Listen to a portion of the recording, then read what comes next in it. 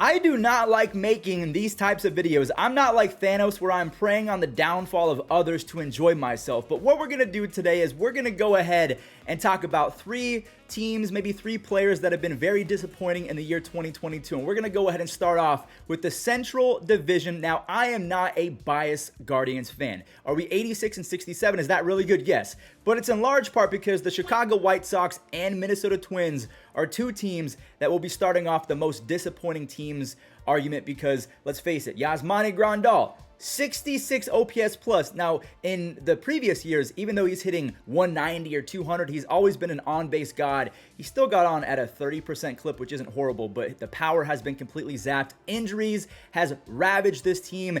You have Elvis Andrus, who actually did fairly good in replacement of Tim Anderson, but you have Anderson, Luis Robert, or Robert, it's actually how you say it, but no one says it like that. Danny Mendick, Lennon Sosa. So a lot of different players have been on the shelf, but Dylan Cease has been really good. You know who hasn't been really good if we go down to the pitchers? So Dylan Cease, he's going to win the Cy Young. Lucas Giolito, a 5 ERA. Michael Kopech has been decent. Johnny Cueto came out of nowhere. Lance Lynn, he's been better in the second half, but he has a 4 ERA and a 3 So I guess I can't really say Lance Lynn's been terrible, but he has not been 2021 version of Lance Lynn. So a lot of disappointments in terms of the White Sox and their performances with a sprinkle of injuries. And I will say Tony La Russa, the fact that he's no longer going to be the manager going into 2023, I think that alone will make them better. But in my opinion, the White Sox underperformed, whereas the Twins, they're making this list because they were absolutely destroyed by the baseball gods and injuries. So if we take a look, Jorge Polanco, he's on the 10-day IL. I think he's been on there for longer than 10 days. Max Kepler, even when he's been healthy, a 93 OPS plus. Buxton, Jeffers, Larnack, Garlick, Kirilloff, Royce Lewis, Miguel Sano, they've pretty much lost their entire, Chris Archer, I think, is still on the Twins. There are so many different players that have been, Sonny Gray is on the IL. Who is even healthy? You have that one guy, I don't even remember his name, but he's like 0 for 38 over the last few, or Jermaine Palacios. If you're a Twins fan, you know he has a negative 31 OPS plus. So if we're talking about the Minnesota Twins and the Chicago White Sox, who is the biggest failure? I'm going to say the White Sox are the biggest disappointment of any team that we're going to talk about today. And the Minnesota Twins, they're disappointing because they got absolutely terminated by the injury bug. So that is my opinion on the White Sox and the Twins. They're both disappointing, but kind of for different reasons. Now, the first player on today's list, we are talking about a former superstar, if that's what you want to call Javier Baez. So in 2022, according to Fangraphs, he has a 1.8 F-WAR, a 91 WRC+, plus, a 281 on-base percentage. Those are all not good for a guy that you're paying almost $25 million.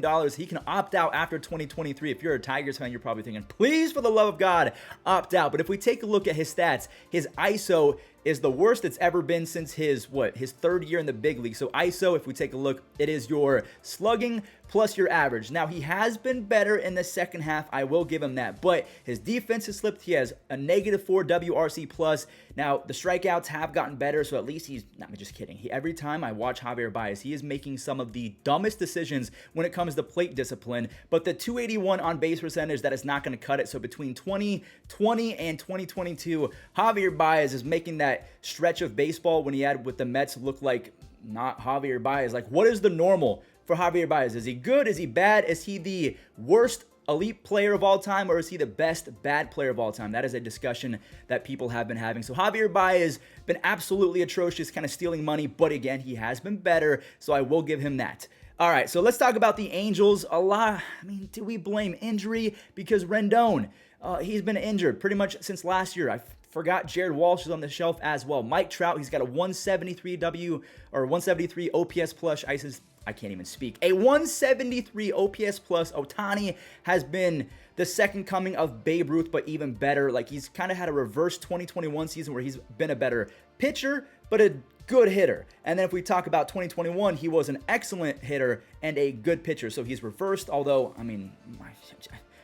it's just Aaron Judge keeping him from winning MVP. So that says a lot about Shohei Ohtani. When you have to hit 60 home runs and win the Triple Crown to beat him, you know that you're really good. But anyways, just when you're playing guys like Jonathan Villar, Phil Gosselin, you have all of these different guys contributing, like the Squid, Andrew Velasquez, Max Stassi is having a down season as well, Magniera Sierra, Mike Ford, Jack Mayfield, Matt Theis. Who do they think they are? Juan Lagares, Mickey Moniak has been I guess. I mean, he's kind of a bust at this point in his career, but all of these guys, Taylor Ward has not been the same. I mean, he has a .357 on base percentage, but that's in large part because he was basically Mark McGwire in the first half of the season. Luis Rengifo and Patrick Sandoval, they're all kind of breaking out, but I would say the Angels scapegoated Mr. Joe Madden, and they are going to be on my list today for most disappointing teams. So this guy right here, Adidas terminates partnership with San Diego Padres Fernando Tatis Jr. after PED suspension. So not only did he let his team down, he let his city down, he let himself down, he let the community of baseball fans down because he was on the cover of MLB The Show. He was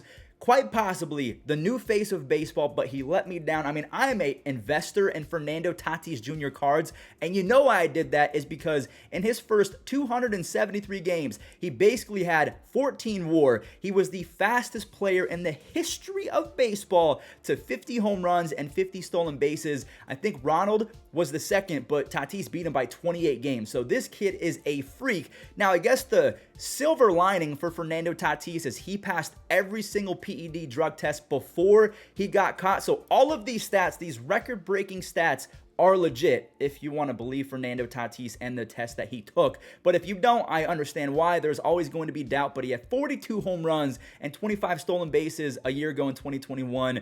And then obviously he let us all down. So Fernando, he had to make the list. The Padres, luckily they traded for Brandon Drury and Josh Bell, as well as who was the other guy? Oh, Juan Soto. So luckily they're going to be fine. Manny Machado is a Hall of Famer. So Fernando Tatis, I hate that he's on this list, but he's on there. I can't believe the San Francisco Giants went from 107 wins to probably missing the playoffs and not even going 500. So Joey Bart has been a disappointment. Brandon Belt, he's been on the shelf. When he was healthy, he was aight with a .330 on base percentage. But the main culprits to me, Brandon Crawford and Mr. Mike Yastrzemski. Mike has a 93 OPS plus. Brandon Crawford has an 85 OPS plus after finding the fountain of youth a year ago.